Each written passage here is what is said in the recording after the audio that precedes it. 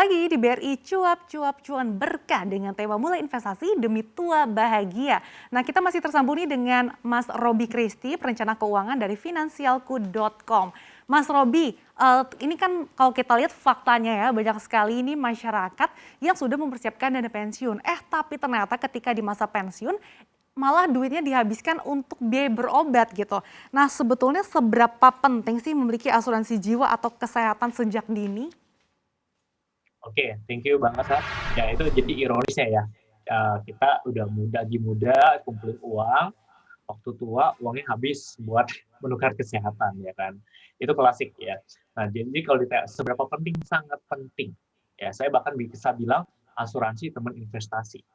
Ya, karena kenapa? Tadi teman-teman, waktu teman-teman investasi, you generate the money, ya kan? You generate the asset. Nah, pada saat orang sudah punya aset, punya uang, dia takut uangnya hilang. Nah, itulah gunanya asuransi, jagain uang kamu. Ya, uangnya bisa hilang karena apa sih?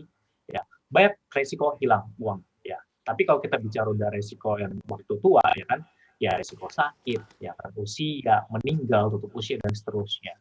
Ya, jadi itu sangat-sangat penting dan ibarat sekarang itu udah kayak kamu kemana-mana pakai masker kan. Kayak saja hari ini mesti pakai masker gitu kan, aktivitas sehari-hari gitu. Sekarang kebayang nggak sih kalau kita nggak punya asuransi kesehatan, kita tidak punya asuransi jiwa, musuh kita nggak kelihatan loh ini. Virus ini kan nggak kelihatan kan, dan kita nggak pernah tahu Iya. kita kena apa enggak. Jangan sampai tadi kita udah kumpulin uang, punya aset, kita malah missing yang sama pentingnya gitu. Gitu. Nah, itu jadi sangat penting dan jangan sampai penyesalan terjadi. Kenapa? Banyak banget teman-teman di luar sana yang mungkin merasa, oh gue udah punya asuransi kantor nih, ya kan, gue fine kok, nggak perlu gitu kan.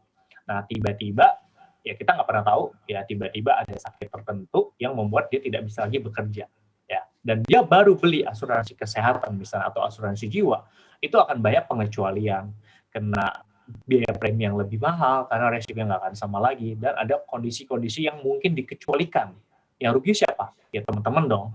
Justru makanya asuransi dibeli waktu kalian tidak butuh, waktu kalian masih sehat. Karena waktu kalian sudah butuh, itu kalian udah nggak bisa beli. That's the unique of insurance. Oke, jadi sembari mempersiapkan investasi, jangan lupa juga ya untuk memiliki asuransi supaya nantinya tidak bingung gitu, bingung sendiri gitu ya nanti ketika misalkan di masa hari tua gitu seperti tadi faktanya bahwa masyarakat yang banyak ternyata digunakan untuk berobat duitnya. Nah baik Mas Robi, kita akan ke pertanyaan sosmed lagi nih dan redaksi CNBC Indonesia telah memiliki Sobat Cuan yang memberikan pertanyaan terbaik melalui sosial media kami dan sekarang kita sudah hadirkan dua pertanyaan lagi nih. Ini sekarang dari @yogawicaksana. Gimana nih tips investasi buat anak kuliahan tapi belum kerja dan dapat uang saku 1,5 juta. Ada lagi pertanyaan dari sosmed selanjutnya kita langsung saja lihat dari @ulfa_almira. Investasi barang tidak bergerak seperti rumah, apakah sudah tepat nih? Nah sebelum dijawab sama Mas Robi, kami ucapkan selamat dulu ya kepada para penanya yang terpilih ini. Karena kalian mendapatkan hadiah menarik berupa fresh cash masing-masing 500.000 di rekening saham. Nah silakan langsung dijawab saja Mas Robi. Oke, terima kasih. Yoga keren banget ya, maksudnya walaupun udah masih kuliah tapi sudah mulai mikir investasi ya. Sebenarnya boleh, nggak ada masalah. Kamu mau coba, mau pelajari investasi seperti apa. Tapi jangan lupa ya tadi, tetap prioritas kamu kan menyelesaikan dulu kuliah itu. Ya, jangan sampai keasikan misalnya trading atau segala macam, akhirnya lupa nih. Ya. Kalau ditanya investasi saranku investasi ke diri kamu sendiri dulu. Karena itu investasi yang nggak akan ada ruginya. Karena kamu masih muda, gitu kan. Jangan ikut-ikutan doang. Karena menurutku itu tadi investasi seiring kamu punya investasi ke diri kamu itu nggak akan pernah rugi. Kenapa? Seiring kamu knowledge-nya naik, pengetahuan kamu naik, level investasi kamu mungkin juga nanti bertahap. Tadinya mungkin ya cuma ngerti deposito. Ya, kan? Terus ikut kelas saham, ikut belajar reksadana, mulai deh.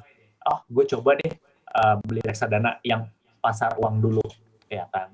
Atau mulai nanti oh gue udah punya waktunya nih kayak gue bisa nih mulai belajar ya, beli saham ya masuk ke saham ya jadi kamu benar-benar berprogres step by step ya kalau kamu yang nggak ngerti tiba-tiba ikutan doang beli misalnya kripto gitu kan apa bedanya kamu dengan spekulan gitu kan apa bedanya kamu dengan main judi bener nggak Ya, jadi saranku kalau kamu masih muda, justru investasi ada ke diri kamu sendiri. Ya, upgrade skill, upgrade knowledge, upgrade your network. Ya, nanti seiring itu bertambah, pasti ya tadi toleransi resiko kamu juga lebih bisa besar, ya kan. Ada orang bilang, wah, main forex rugi, ya kan. Ada dong yang sering dengar itu, wah, temen gue kemarin rugi nih. Ya, dia rugi karena ikut-ikutan doang, apa sebenarnya dia pelajarin dulu sebelum dia masukin. Ya kan, ada orang yang cuma ikut-ikutan sehingga waktu dia rugi ada akhirnya dia baru mau belajar, atau kamu yang tipenya mau belajar dulu baru mulai invest. Jadi seperti itu sih, Sa. Oke, Oke. pertanyaan kedua tadi belum dijawab juga Kedua nih Mas Robi. yang Ulfa. Oke, kembali lagi sih. Ini kan aku bilang properti, tergantung propertinya untuk apa. Ya kalau buat kamu tinggalin, ya udah itu kan preferensi kamu ya. Tapi kalau emang propertinya untuk investasi, ya ada beberapa concern yang kamu harus perhatikan. Misalnya daerah yang kamu beli itu yang sunrise apa yang udah sunset property. Ya kira-kira future development-nya seperti apa, ya kan. Terus ini bank properti, misalnya di rumahnya ini kamu untuk apa juga nih? Maksudnya apakah nanti ada di rencana dijadiin usaha ya atau dikontrakin lagi atau seperti apa gitu. Jadi bagus buat kamu belum tentu bagus buat saya gitu. Jadi balik lagi nih, kamu jangan pusing sama jenis investasinya. Itu sering banget tuh ditanya, banyak ke finansial kok nanya, Kak bagus saham atau ori ya? Bagus reksadana atau bagus kripto ya? Itu sama aja bandingin bagus BMW atau Mercy ya? Ya terserah gitu. Yang penting tujuannya mau kemana dulu. Misal nih di Jakarta mau ke Bali, bisa nggak teman-teman naik pesawat? Bisa. Naik kereta? Bisa, ya kan, dikombin sama mobil. Atau dari awal naik bis bisa, atau naik kendaraan pribadi. Sama-sama nyampe, bener nggak? Cuman kan jadinya berapa lama? Gitu. Jadi, please, nggak usah pusing, ya kan, bagusan-bagusan mana gitu. Karena bagus buat si A, belum tentu bagus si B. Karena setiap pilihan investasi itu punya plus minusnya. Ya kan?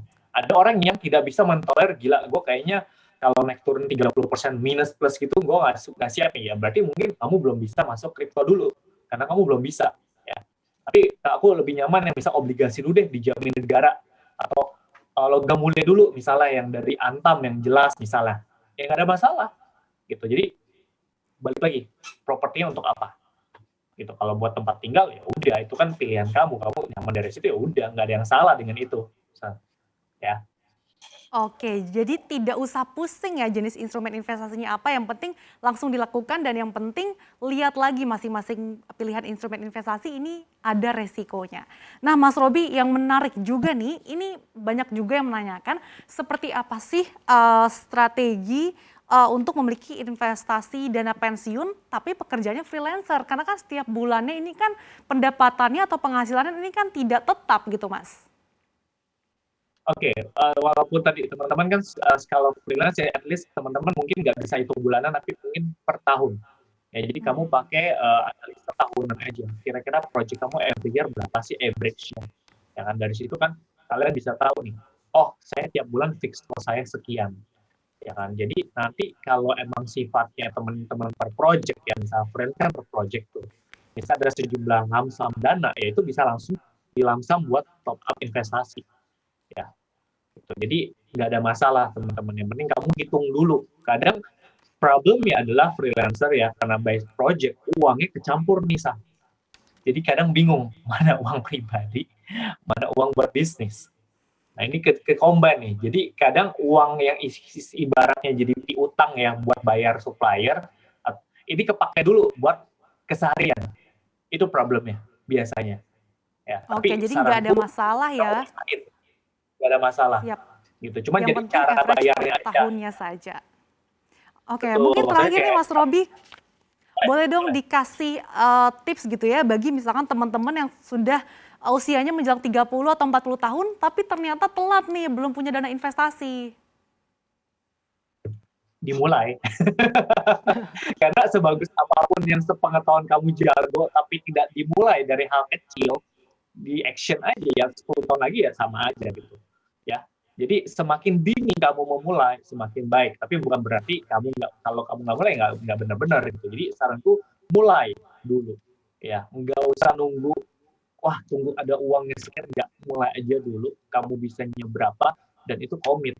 Ya emang sih harus menunda kesenangan gitu. Mungkin di angkatan teman-teman kamu, wah gila yang sebelah tuh udah kayak traveling segala macam. Kamu tunda dulu, gimana? Kamu ini akan jauh lebih penting daripada kamu menyesal kemudian hari. Supaya nanti kamu di masa depan akan bilang say thank you untuk kamu yang hari ini kalau kamu persiapkan sedini mungkin. Seperti itu, Sasa. Oke, jadi mau usia berapapun yang penting langsung saja mulai Mas, tapi yang lebih bagus lagi kalau dipersiapkan sejak usia dini. Terima kasih banyak atas waktunya Mas Roby Christy, Financial Planner dari finansialku.com sudah bergabung bersama kami di BRI Cuap Cuap Cuan Berkat. Sehat selalu Mas Roby. Jangan lupa untuk install aplikasi CNBC Indonesia di App Store dan Play Store untuk ikuti terus perkembangan berita ekonomi dan bisnis terkini.